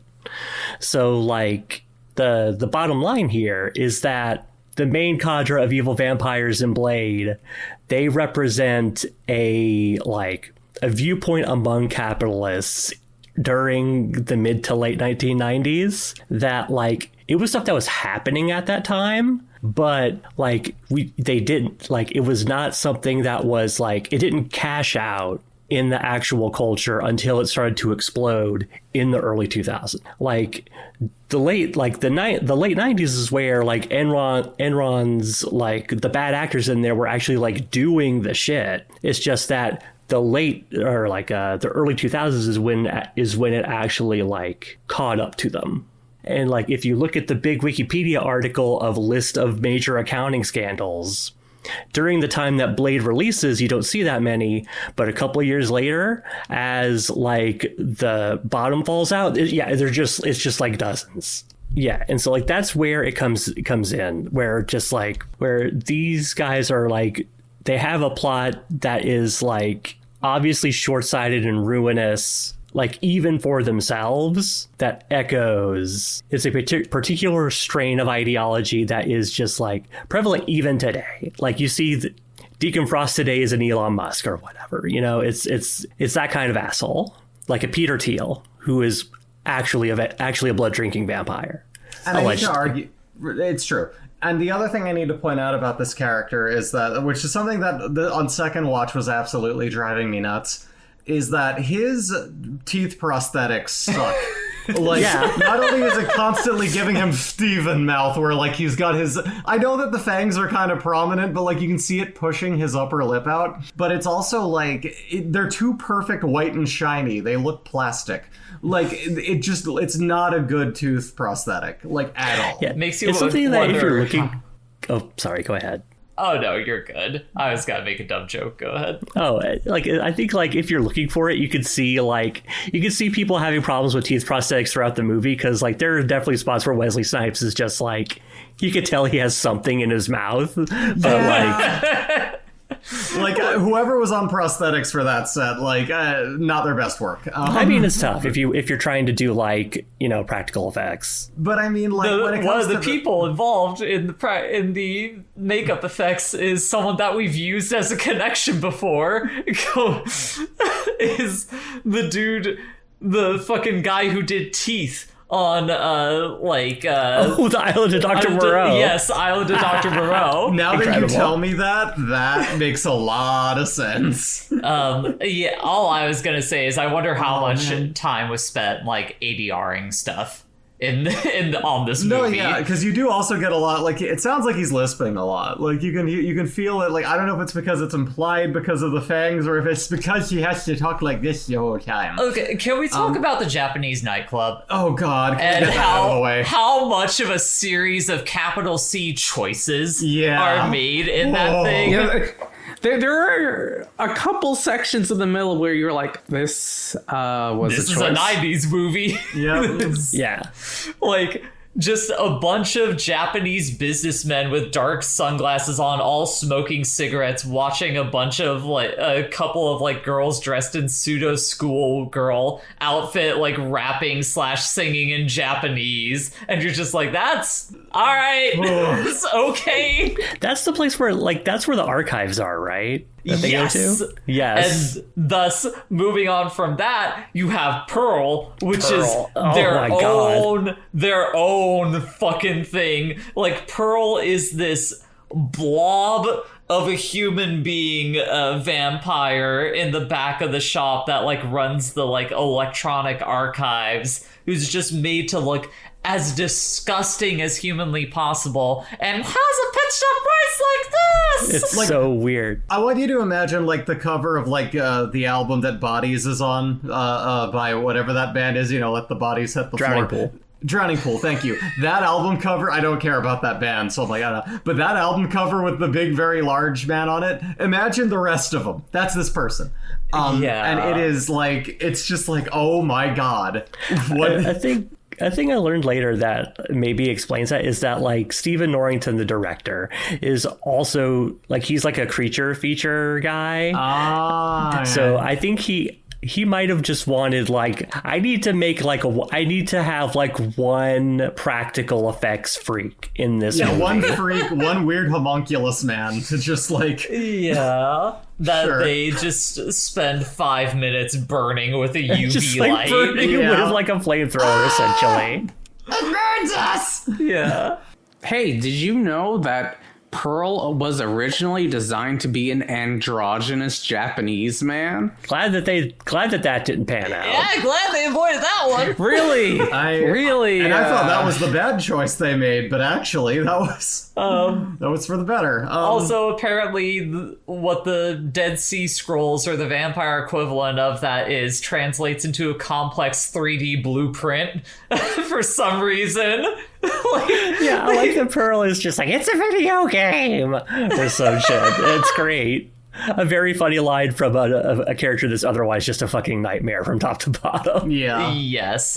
Also, returning to the topic of some of the baffling editing in this movie is like when they're going through the actual like Dead Sea Scrolls room where they have them all in like glass display cases. There's someone like running back and forth in the background, and Blade spends a second like chasing them, and it keeps doing these quick cuts of him going around a corner and a shapeless form like passing by out of the periphery, and it goes on just long enough that I'm like, you had to do this as a joke. This could not have been like a serious moment for the editor. Like it does not read It does not read serious. The part of that scene that I like though is like the little girl vampire who is just like Blade like checks in on her and then she starts whipping his ass and then he immediately starts fighting her again. Just like Busting out the vampire kung fu. It's great. It's great. I mean, this is a chunk of the movie that I do like a lot. You get like the giant fireball that comes off of like the explosive that like Whistler like planted in there. Oh my God. Like Yeah, just cartoon. Whistler. Yeah, if you thought the first fire effect was garbage, wait till you see them constantly Well, tweening. this one actually is the first fireball effect. Well, I just mean like the fire from like the person exploding beforehand. Well, that happens later in the movie. Oh, I okay. jumped ahead to talk about that. Never mind. Then. Sorry. Point is, this is another. They can't do fire. There's a lot of horrible blood effects in this, like when it comes to the CG, and They're some great, of them were though. like, "Why did you choose to do this for this part?" Like the dripping blood later. But anyway, the point is, this fire scene, this explosion through the hallway, is clearly tweening this like fire texture bigger and wider outward. And it's like, what are you doing? This takes me so out of any having to take this seriously. Yeah. I just don't. You can be campy and actiony and at least take yourself seriously. Oh, it looks so bad. It takes itself seriously.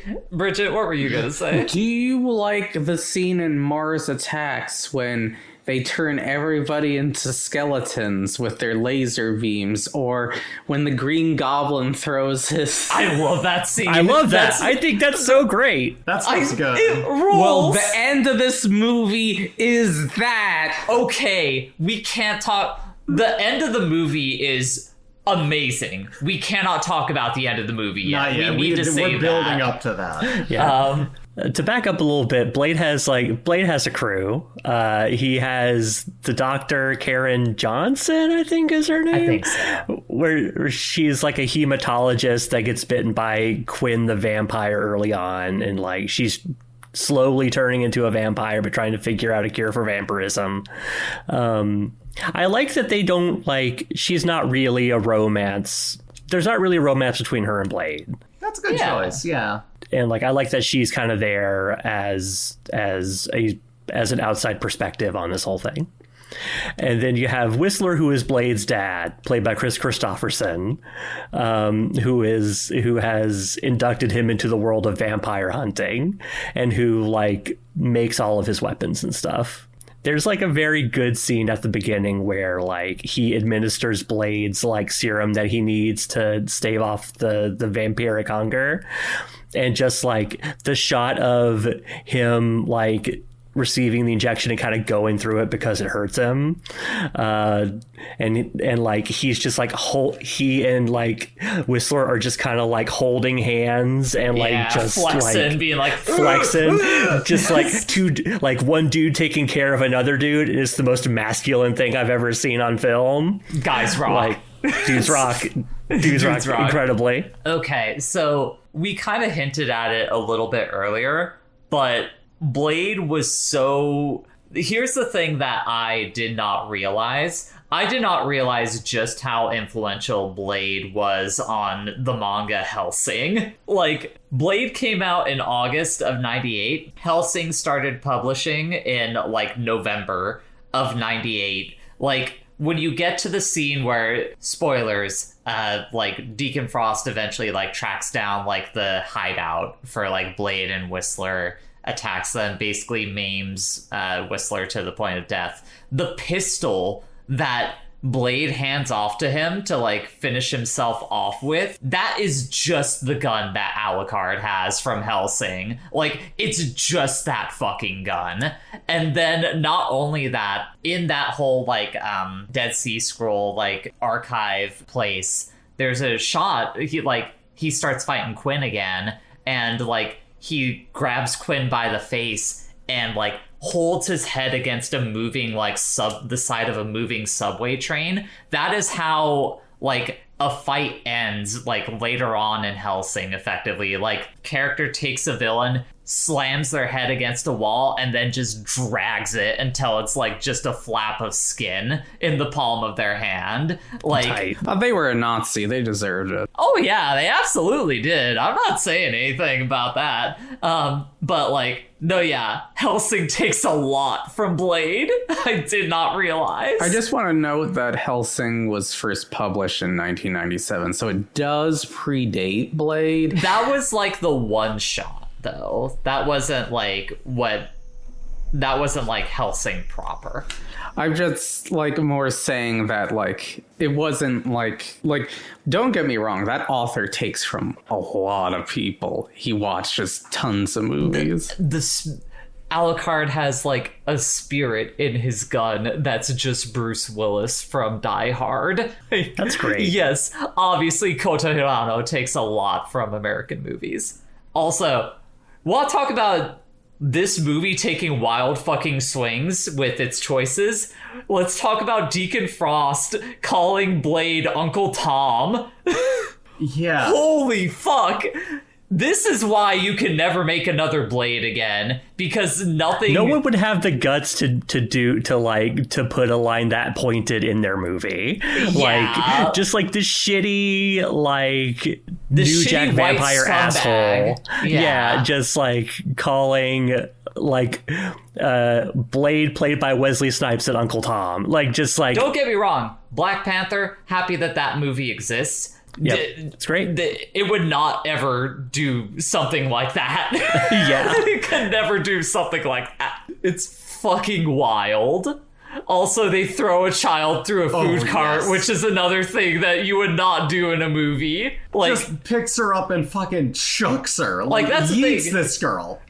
movies nowadays have the courage to like throw a kid, but usually the kid's got to get caught before they hit anything that would harm them. Hey, we just watched a movie where one child was at least pumped with two. That's different. That's Terminator. Yeah. I thought you were gonna say we just watched a movie where a child gets cut in half with a machete. We have. You know what? That is true. Running But that's thread Yeah. in the movies we've been watching lately of kids getting hurt. Last night I just rewatched Jurassic Park, which has that kid that gets shocked off of a fucking. That scene is great. The kid, Timmy, gets like shocked off of like an electrified fence. He goes flying like 25 fucking feet. He flies. He's mostly okay. But the kid thrown in this film like just goes into a food cart face first and it smashes through glass and metal, and her face does not look after. You don't see a face after that all fucked up. Like, I think she's fine. Regardless of that, in a very unrealistic fashion, but the fact that they went as far as to chuck that kid through glass and metal is really funny. That they decided, let's fucking do some, like, child bashing. I would say is really unexpected in like watching a movie in the modern day that, you know, they would hurt a child so explicitly. Yeah. And Yeah, also and then, as... like- I was just go going to ahead. say, and also as like Bridget mentioned, we were just kind of on our own time watching Walk Hard, and there's the whole getting cut in half, a child being cut in half literally. It was a with real bad machete. case of getting cut in half with a machete. Yeah, so a lot of children getting hurt in our recent viewing. Wrong kid died. So good. Walk Hard is such a good movie. That's a great film. Like, I waited so long to get to it, but I understand why that was the biopic to end all biopics. But we'll talk about that another time. Oh yeah, we could go long on Walk Hard, but We might shouldn't. have to bring it up on an episode. But yeah. But I do like that after Deacon Frost throws the kid through the food cart, Blade doesn't go after the kid. He just starts shooting at Deacon Frost until he's just like, I guess I should stop that kid from getting hit by a bus. Sean! And then he just tells the kid to go home. He doesn't take her to a hospital or anything. dust He's just yourself like, off, "Oh, kid. Yeah, You're what else good." do you want? Jeez. Yeah. I got vampires to kill. What am I, Spider-Man? Go fucking... And he especially has vampires to kill after he discovers that, you know, Deacon Frost has like raided his hideout, kidnapped Karen, and effectively killed Whistler. which we get a nice little slow motion montage of like him doing his meditation and then being like, fuck this shit, like slaps all the stuff off of like his meditation table. He grabs the flower of chrysanthemums that he has and cuts the roots out from under it for some reason. It's symbolism, baby. It's great. Want to talk about a movie that has confidence despite how stupid it is. It's great. Yeah, it's just like it believes in what it's about, even when it's like extremely silly about it. Yeah, totally. But yeah, so he's all geared up. He goes to raid the thing. We get our first taste of Karen had invented. She was trying to make a serum to cure like the vampirism, and like the first batch she made just makes the vampires explode. So like it's awesome. Great. Blade just has like all these like little injectable things that he like uses in like a short little fight with these two goons that turns them into giant exploding blood pustules. It turns them into like, Bridget, you're probably the only one that'll get this joke. It turns them into the things from like the Painted World from Dark Souls 1. Yeah, the little blob guys who explode with toxic. Yeah. It's awesome. Cinematically in conversation with Total Recall, like sure. Yeah, I feel like the idea here is just like we're going to do a CGI version of the practical effects from Total Recall when they're dying on Mars, and like, and you know, like, the practical effects in that movie are great. Trying to do that in CG in the 90s. Oh, it rules. I love it. I think it looks great. I think it looks great for what it is. There was a moment where in rewatching it, I missed tracking with what was happening because the two hired goons that they hit are both like kind of the same look and have like long black hair. I thought there was a miscut where they were standing against a wall and then on the floor again. But it's like, no, there were two people who got stuck there. And it's the same effect doing the same thing. And it's just like, oh, okay, they had one face effect and they're like, let's put it on both. Like, I mean, it's not the exact same face effect, but it's pretty similar. Well, it's more so that like the visual language of that scene with everyone wearing black, the two goons having long black hair, and both turning into these like unrecognizable blood pustules that are pressed up against the wall just made it difficult to discern. Yeah, one was on the floor, one was against the wall, and I was like, the marble changed at one cut, and I'm like, wait, run that back. That's not... Oh, there's two of them. Okay. CinemaSins ding. Yeah, continuity error. Taking a popcorn off that rating. You know, but it's like... but no, it's, you know. But I think for me, this is kind of... I think for me, the movie and its pacing kind of loses me in like the back half of it because there's so much kind of like stop and go in that like general raid. It feels like it should just be like the last half hour, but really it's like the last like 45 minutes to hour effectively, right? Something like that. And it just, the pacing becomes a little bit hard for me to get through. Like they keep throwing little things at you where you're like, okay, and then it pulls back a little bit. Like I can appreciate watching it the first time because it's more of like a catch and release like kind of tension to it where it's like, oh, are things gonna happen? No, things aren't happening. Oh, okay, things still aren't happening yet. Meanders a bit, you know. Well, that's what I mean. It's like on a second rewatch, it did not hit me as positively as it did the first time I saw it. That was all I had to say on that point. Blade like shows up to their hideout on a fucking motorcycle and he crashes through a window. That part rules, yeah. Yep, it's great. Kills all those guys. Quinn is really insistent on like, we need to just kill Blade, and Deacon is like, no, stop shooting. Stop trying to kill him. Stop doing this. I need it for my thing. I need it for my thing. Big plans. I got the vampire cannon. Anyways, do we want to just jump to like the last 15 minutes where like shit actually pops off, or do we want to talk about Blade's mom and like it's fucking weird? There's a whole thing where Blade discovers that we see her earlier. There's just this lady who hangs out Deacon in his sarcophagus. In his like earthquake safety bed. I can't remember the company that makes those, but like the things that basically just lock you in a death cell. Yes, it's like a reverse because it opens up from the inside. Yeah. And anyway, it turns out that's Blade's mom, who became a vampire after she was bitten and she had Blade. And then as Blade's talking to her, he gets captured. And he gets, they got him in like prods for they 5 minutes. They got him in the cuck slab where they drain him of all of his blood.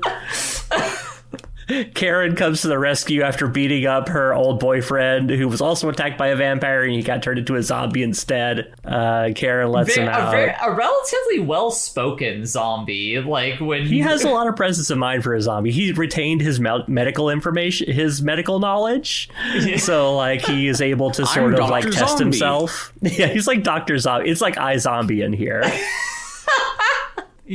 Karen gets him out of the cuck sarcophagus and he slurps her down real good, just long and hard.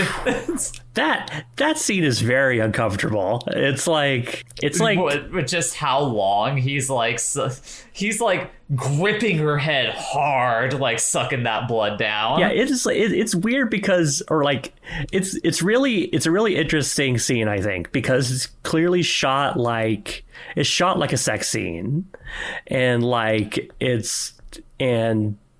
she's like, no, you got to drink my blood so you can get strong and kill all the vampires. And he has no blood in his penis, and so if he sucks enough, it'll finally. So he starts sucking her, and she's like, okay, wait, that's too much. Stop. And then she comes back around, and she's like, nah, just keep drinking. Yeah, just keep drinking. It's weird. It's kind of uncomfortable. Yeah. It's uncomfortable in an interesting way, like in the way that it's positioned like a sex scene, but it's like it's taken the vampire metaphor all the fucking way back to your Draculas or whatever.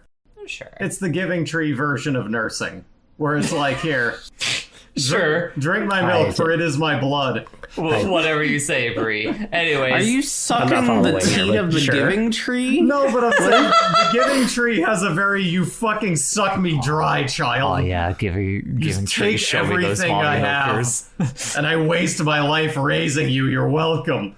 Like the defeatist nature of like it's kind of the symbolism of the mother feeding the child, but in this case much later along, and by giving her blood. And anyways, after he slurps down Karen, the movie gets real good. CG lightning starts like popping off, like Deacon gets his like Ash Wednesday blood like applied to his forehead. Wait, let me talk about how that happens too, because when they activate this area in this pillar and the blood starts dripping from a crack in the ceiling, and then it drips off in a CG blood droplet, and then it hits him like fake regular blood again when that happens. Listen, we could talk about CG blood coming up when they actually start fighting. Yeah, but, there's some cool vampire ritual magic shit happening here. Yeah. But yeah, so like the CG lightning is like popping off and like hitting they've taken all the vampire elders and like got them in a circle because it's part of whatever ritual they're doing.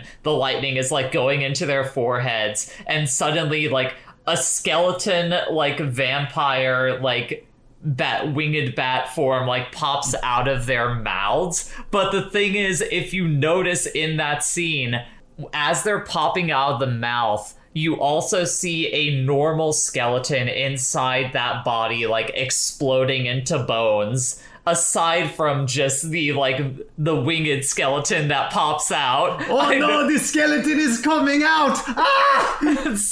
to quote a Varg Skeletor. But yeah, it's insane. Like bad CG skeleton, a demon with flappy wings breaking out of the supposedly bad CG skeleton inside of them already. It rules. And it happens to all of them, and they're flying around, they're going nuts. Evie, what were you gonna say? It looked like you had a thing. Oh no, I was just agreeing that it rules. It's great. This out of all the ways to make your, godhood ascension ritual thing, like having winged vampire skeletons burst out of people is a great way to do it. Oh yeah. Oh yeah. Then, Blade joins the fight, and we get the infamous, gif of Blade and some random goon, spin kicking at empty air between the two of them. You had a theory on times. that. I mean, it's just part of the editing theory again. Mm-hmm. That cut where they both do, each of them does 2 empty spin kicks just at nothing. And that feels purposeful, for a comedic effect. Yeah. Because, there's no tactical... There's, a tactical reason if they both did it, once, because in the choreography of the scene, Blade eventually, goes for, a low hit or something like that. He does a mix-up, basically. But they both do it twice. So they just, pirouette once before they continue the fight. And it's so funny. It's really good. So good. It has real Resident Evil CG movie vibes where Chris Redfield and the villain of that movie both have guns and are just somehow missing each other. They're doing pirouettes with bullets and then nothing is hitting and they're literally chasing each other in a circle, shooting downwards. Extremely close to one another is the other thing to note about that. Yeah. And another thing that the thing that happens at the very beginning of Blade showing up and starting the fight is that this is where Quinn finally fucking dies, because Blade shows up and Quinn is rolls just runs at him to kill him and just gets eats shit immediately, just Blade is done fucking with these people. But and Quinn did the great injustice of stealing Blade's sunglasses earlier. Yes. He cuts his head off. We see the glasses slow motion spinning in the air. Blade snatches them and puts them on, and the fight kicks in. Fuck yeah. There's a cut where Blade rips a guy's throat out and then uses the chunk of the throat that he ripped out to throw at another dude. It's just smacks him in the face with it. This is the sequence where we see Karen use the mace on the main vampire lady and it makes her head explode. Then you get Blade and Deacon Frost actually fighting, and Blade thinks he kills him real quick, cuts off his hand, chops him in half. You see top half falls off. Wrong kid died. Cut off the top half, and it's oh wait, did he just chop him in half? Is this over? Oh no. Yeah, because his upper half stops in midair, connected by a CG stream of blood, and reattaches itself. He's become a blood elemental. And we see Wesley Snipes slow-mo turn around and wordlessly mouth, "What the fuck?"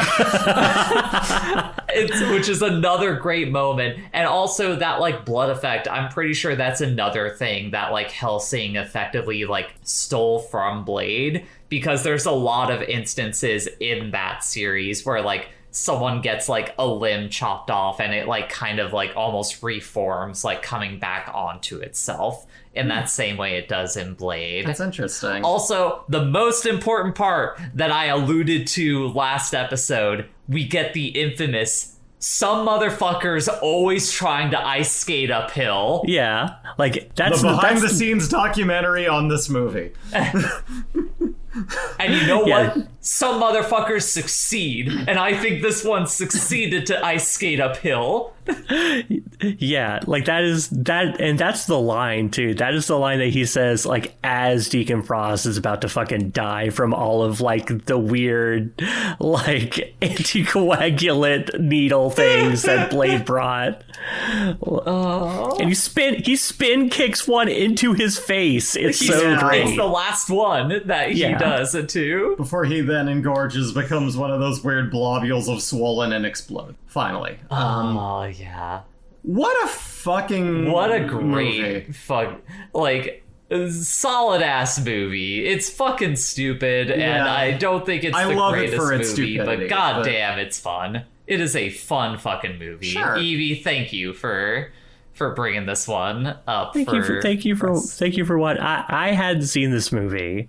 None of us had like that as we discovered on the last episode. But I was just like, I'm so glad I did. This is an EV movie. This is like, it speaks directly to the shit I think is cool and fun. And I'm so glad to have seen it with it. Then Evie, final thoughts on the movie aside from that, or is that the main one you got? I not much. And it's just like, I don't know, this movie's great, cool. Movie good and fun and cool. Bree, final thoughts from you? I mean, as we already said, this is a movie that's very both trapped and crystallized at its time, where you can go, man, this sure was the 90s for many different reasons. Very incoherent choices in the direction. It was fucking bizarre and kind of stupid and a little too long, and I still enjoyed it. Mm-hmm. It was a fascinating and funny film. For sure. For what it's worth, I enjoyed myself. Word. Bridget, final thoughts? This movie was good. This is just me. I think it's better than the Blade anime. You know, as the only person that's seen the Blade anime, I'm gonna trust your opinion on that. Mm-hmm. Yeah, it's good, and I like the...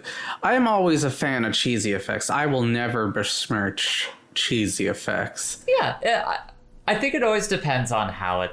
For me, it depends on how it's executed and everything. But continue. I mean, it's of the time. I mean, I don't know if you've rewatched Jumanji recently, but those monkeys in that movie are something to look at. I'm pretty sure I fell asleep when I was watching that as a child. I think I literally have not seen Jumanji since I first saw it on VHS. Yeah, that movie has a lot of CG effects that have not super aged well, but you know, it's properly used. This is not a butterfly. Not a butterfly effect. What is it called? Oh, Roar Thunder. Yes. A movie that we might see one day. I don't know. I'm sure you'll pull the trigger on it eventually. The Sound of Thunder. I'm sorry. Sound of Thunder. That's it. Final thoughts for me is pretty much just echoing what everyone else said. Good, dumb fun. It's, if you're looking for a nice movie to kind of casually watch, especially with some friends, fucking Blade. Blade's a great choice to put on.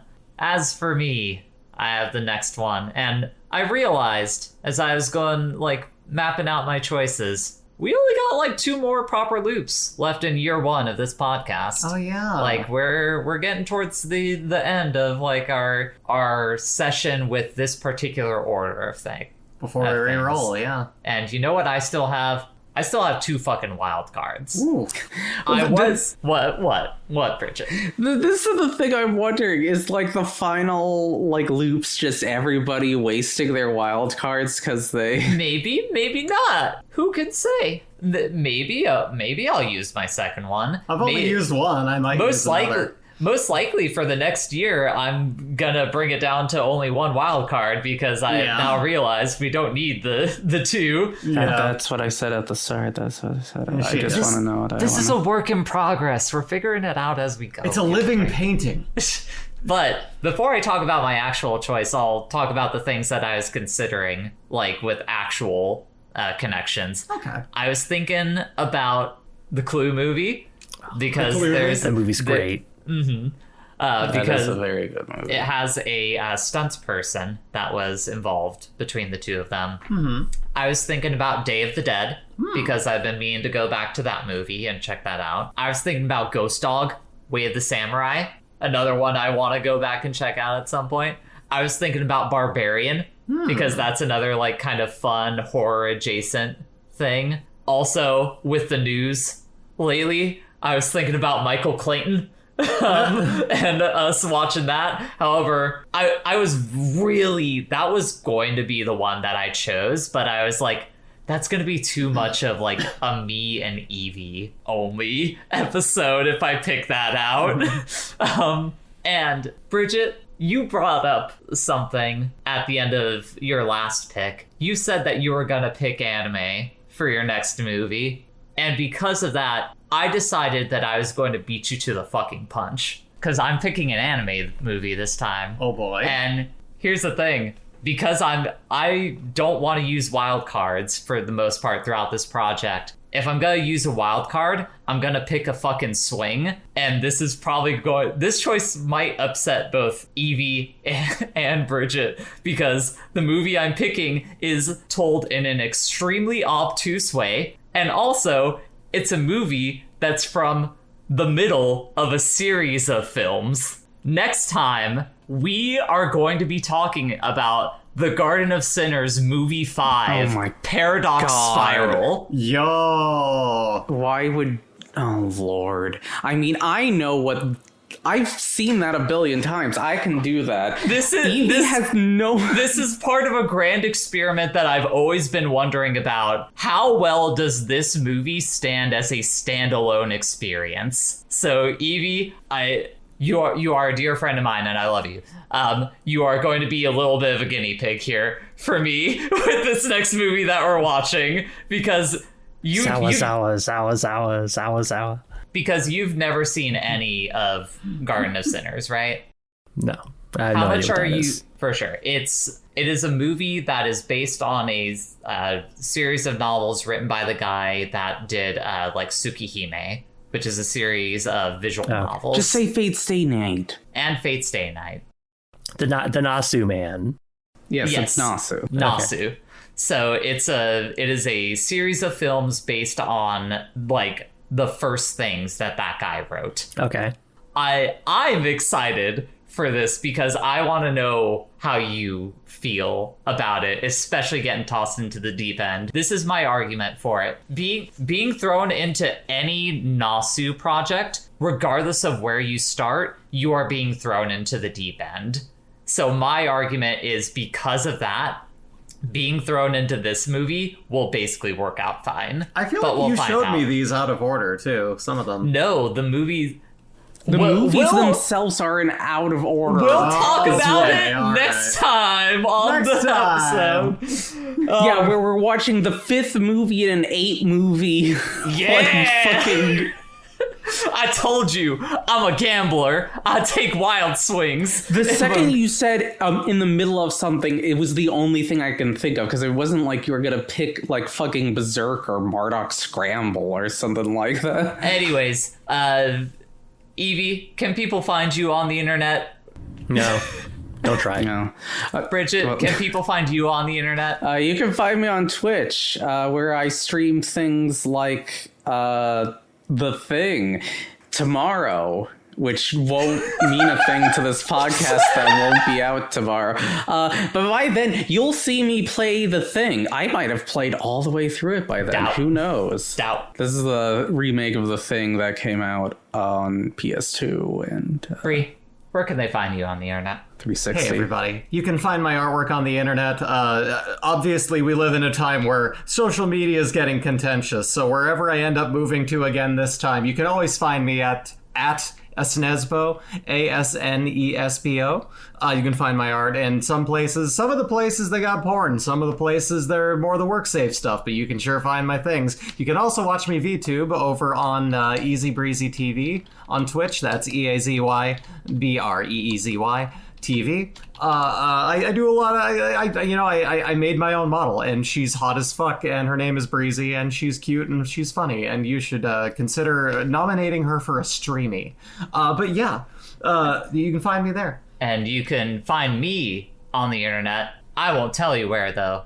If you have to try and hunt me down. Wait. Before we end, I have something important. Let's hear. Okay. We haven't done the taglines of this film. Okay.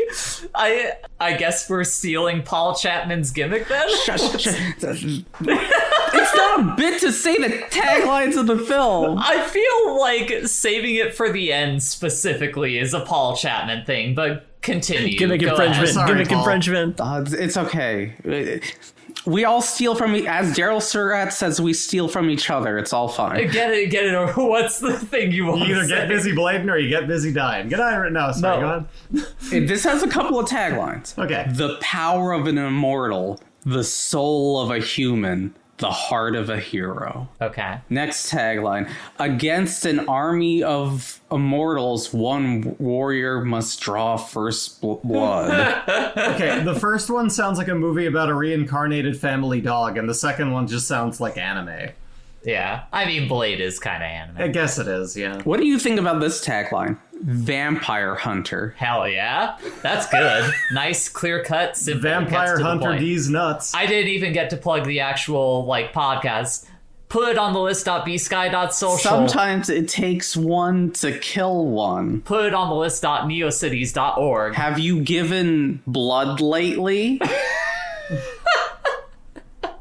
You can And find... then one more tagline. Wait, before you say it, let me say, you can find us wherever major podcasts are sold and at Wife City Productions on YouTube. Hell yeah. Part man, part vampire, all hero. Goodbye, everyone. Good night.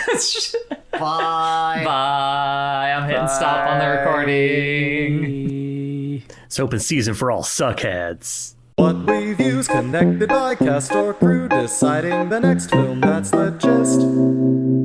Put it on the list. You can follow us over on putitonnelist.bsky.com. Bridget's walked away to pick up her food. That means it's time for the EV minute. Yeah, just I gotta get in the right headspace. Like I woke up from my nap with sleepy brain, and I gotta get out of it and be in the mode to talk about Blade and be excited about Blade because Blade rocks. It does. Yeah, I gotta get stoked. I gotta work myself up. Here's the thing to work yourself up. I'll bring it up when we get to actually discussing the movie proper, but remember that scene towards the end where the skeletons burst out of the skin? Yeah, I do. Of the vampires? I noticed in rewatching it that it's not just that, but there's another skeleton inside of them. There's a double skeleton inside of the vampires. It's their actual skeleton is poking out, and then the winged skeleton. Oh, yeah. God, great cinema. And time in. She's eating on Mike. God damn it. Anyways. I know you're muted. It's fine. Okay.